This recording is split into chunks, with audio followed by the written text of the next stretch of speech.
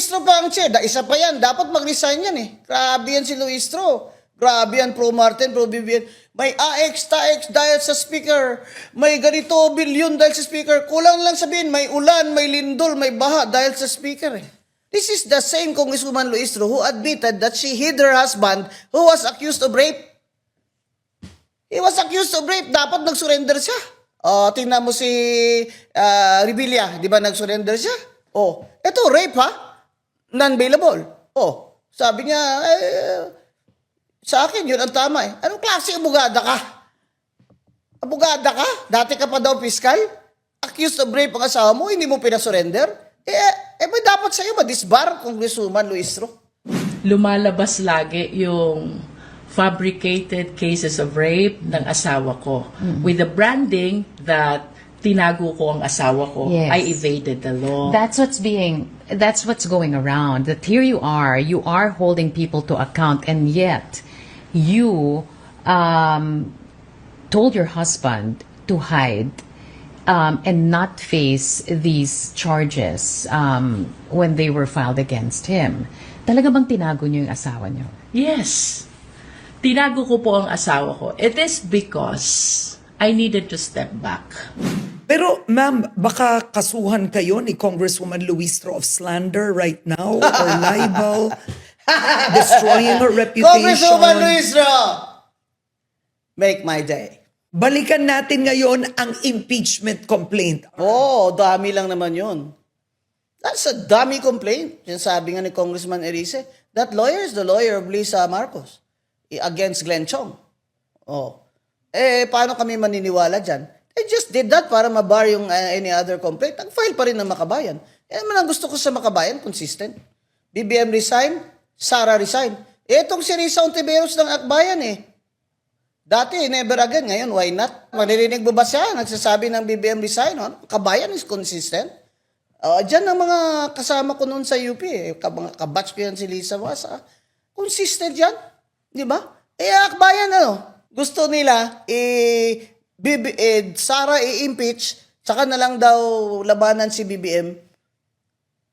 What kind of thinking is that? Anong klaseng strategy yan? I think ang gusto talaga nila mayari is BBM gang will support her either as vice president, di ba? Pero dreaming na yan na tatakbo sa president dahil hindi tatakbo ang BBM gang. Mas guwapo naman si John Vic Remulla kaysa kay Lamas.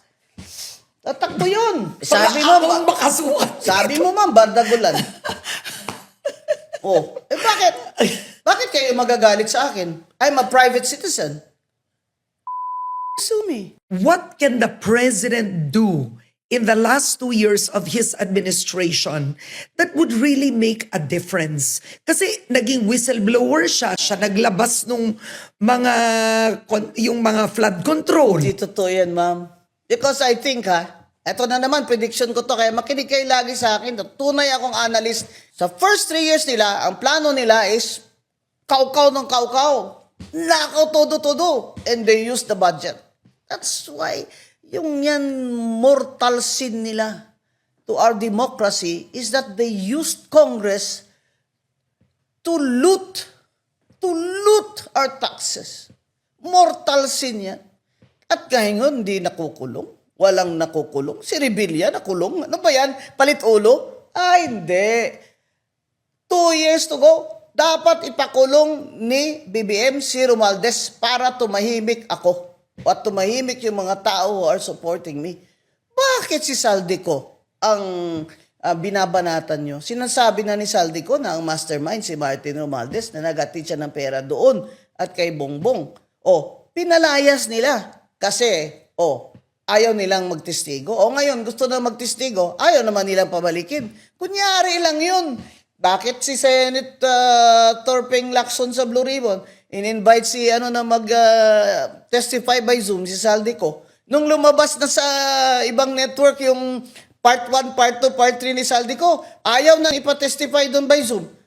Ano ba talaga, Senator, ang rules dyan sa Blue Ribbon Committee? Dapat what is good for the goose is good for the gander. Di ba? Ganun lagi mga Inglesero. Bakit naman ganun? Dapat pinatestify nyo na. Kasi kung pinatestify nyo yun, edi part of the records na yun ng Senado, ang sasabihin niya na naghatid siya ng pera sa kay Romualdez at sa bahay ni Bongbong at sa Malacanang. Ang sinasabi mo, whistleblower si Bongbong, that's not true.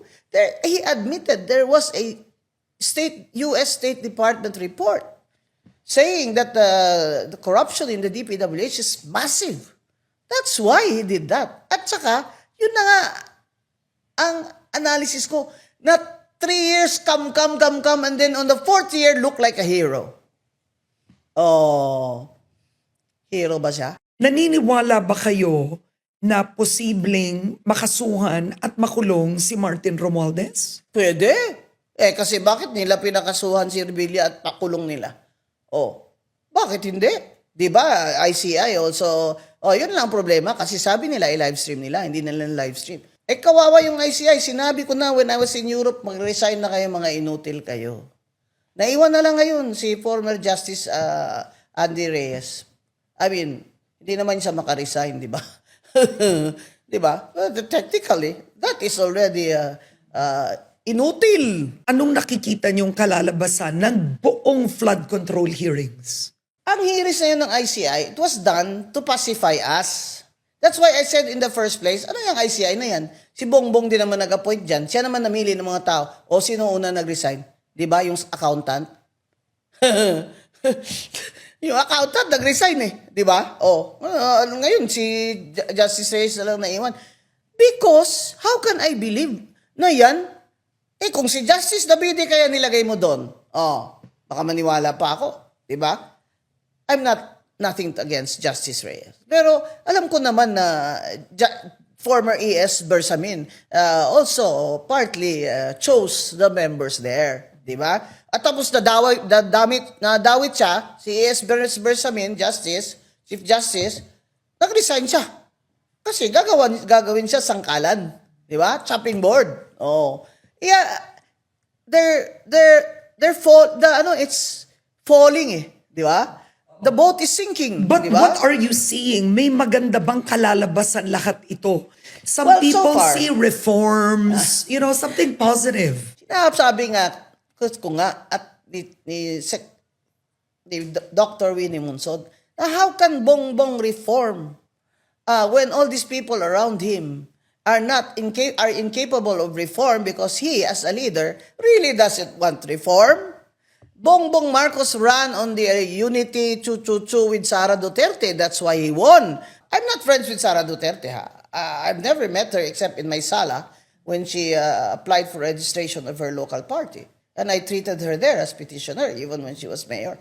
And it's not true that kumakampi ako kay Sara Duterte. So hindi ka Yung pro-Duterte. impeachment- Hindi kasi yan ang sinasabi ng ilan. Paano ako mag-pro Duterte nag-Leni ako? Tapos paano ako maging DDS na I fought Marcos all my life and my whole family, my brothers and sisters? Hanggang ngayon, yung kuya ko na heart surgeon, may marka pa ng Molotov bomb dito dahil sa Diliman Commune and First Quarter Stop. Hindi lang ako, Karen. Lahat ng mga kapatid ko sa UP, nag-aktivista kami against the dictatorship. 12 years old pa lang ako. I nearly went underground, but I saw my mother crying in my dreams. So I took that bus at midnight and went home from Dumaguete. So, ang sinasabi ko, paano ako mag-DDS? Andun nga ako nagkampanya kami against Marcos and against his warlord Armando Gustilo. Gusto nyo, kayo doon magkampanya? Namprel doon, tinututukan ng Armalite. We risked our lives and properties and liberty to fight for Cory Aquino nung nag-snap election. At na-appoint ako mayor ni President Cory, and I ran, and I served up Cadiz City, which became a first-class city, with the surplus. When I entered there, third class, di sila makabayad ng sweldo Ang point doon is, I was even appointed by Cory Aquino to reward me and my family for our fight against the dictatorship of Marcos. Not only me, she appointed my mother, Elvira Guanzon, to her previous position as board member because she resigned from the KBL when we already fought Marcos. Sa Cadiz, hindi yung kampanya lang kayo sa Facebook. tutukan ng baril doon pag nag-eleksyon nung araw. So, sa lahat ng pinagdaanan mo at Oo. ngayon, abogado ka, ang tanong, ano nga ang posibleng reforma sa Pilipinas? Anong kabutihan ang pwede nating makita sa lahat ng ito? Pwede natin makita, pero I don't think makikita natin kung sila pa rin nandyan. He should change his cabinet. Oh, I have one question for Secretary Chu Laurel. Which I did not mention in other shows. Why is it, Secretary Laurel, that this one bidder called Lead Agri has won all the biddings, more than 60% of the biddings for seedlings, rice seedlings, in the DA? Bakit ang Agri-Lead, isang klaseng seedlings lang?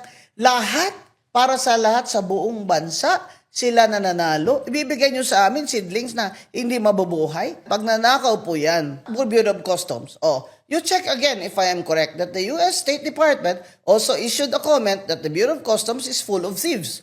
Well, not in that exact language, but that there's massive corruption. Grabe naman kayo. So, ang ano ko lang naman, ma'am, is maniniwala ba kayo na marireform ito ni BBM? Na siya pa rin ang presidente? Kung siya mismo, kina-question natin siya dahil sinabi ni Saldico na nag-kickback siya ng... O sinabi din ni Tang Chanko, he was witness to it, na sinabi niya na kinuha niyo na lahat.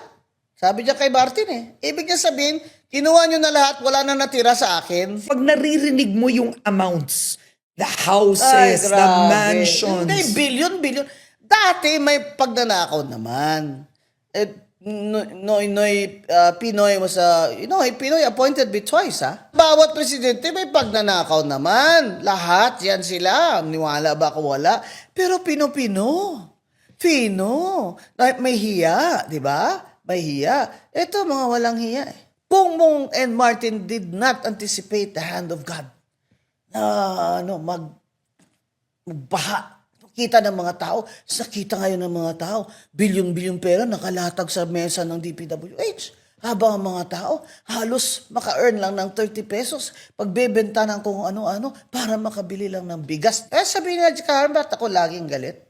Alam niya, sakit na nga ng puso ko When I wake up in the morning, pag galit ako, sumasakit puso ko. Kaya sinasabi ko, hindi na ako magalit ngayon kay Bongbong. Pero